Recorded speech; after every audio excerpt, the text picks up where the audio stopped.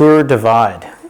It's the Banff, Alberta to the Mexican border bikepacking race through Alberta, BC, Montana, Idaho, Wyoming, Colorado, New Mexico to the Mexican border following the Continental Divide. 4,500 kilometers or 2,700 miles and 50,000 meters or 150,000 meters of 150,000 feet of climbing. It's a grand departure. It is a race. Everybody's there to race. Well, most people are there to race, but it's meant to. It's a grand departure, and it certainly is a timed competition. So we'll call it a race. It's the ultimate test, right? You know, it's the biggest adventure, the hardest build is the hardest race out there, and this is something I've been working towards for years, and I've done smaller races across BC, across Washington that were a good test, and this is a real good test. So. Well, I want to be down there in 20 days or less, which is averaging 135 miles or 230 kilometers a day minimum.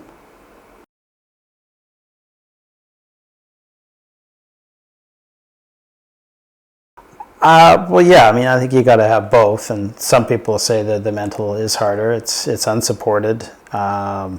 The temperature ranges out there from minus 5 degrees Celsius to 40 something degrees Celsius in New Mexico. So it's a big range. You might have snow or hail, rain, or extreme hot days, and the road conditions can turn to peanut butter mud, making them not passable until it dries out. So you don't know what you're getting.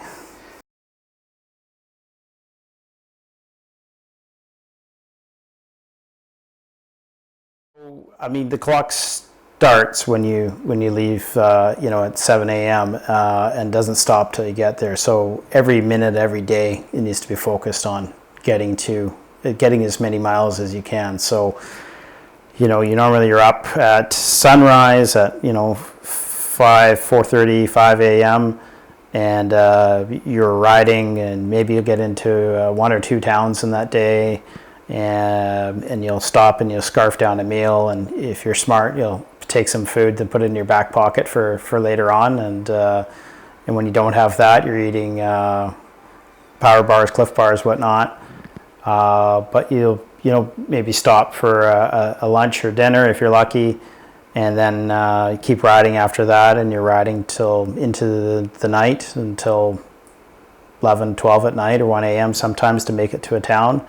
You set up your tent and get some sleep for 3 to 5 hours max, and rip down your tent and get back on the bike and do it all over again.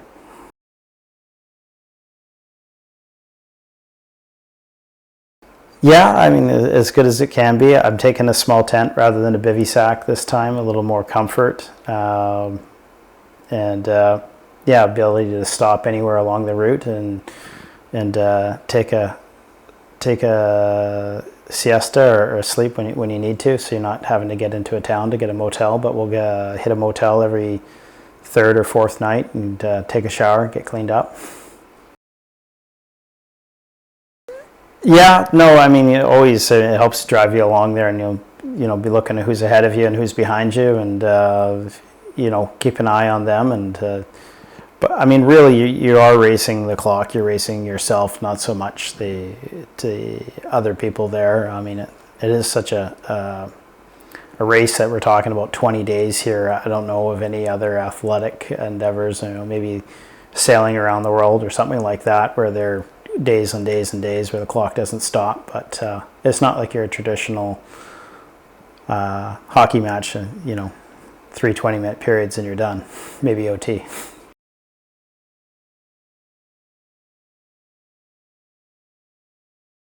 I think that the northern section is the weather there in Canada and northern Montana there, it can be pretty challenging. There's been past years where there's been 2 feet of snow on the trail, and it's going there with hike and bike through the mountain passes, carrying your bike in the snow.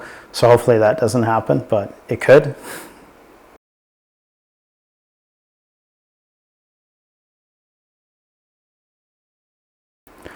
Yeah, I mean, for sure. I mean, I've done a lot of adventures, hiking, backpacking trips and bikepacking trips, but nothing like this. This is definitely bucket list material. So.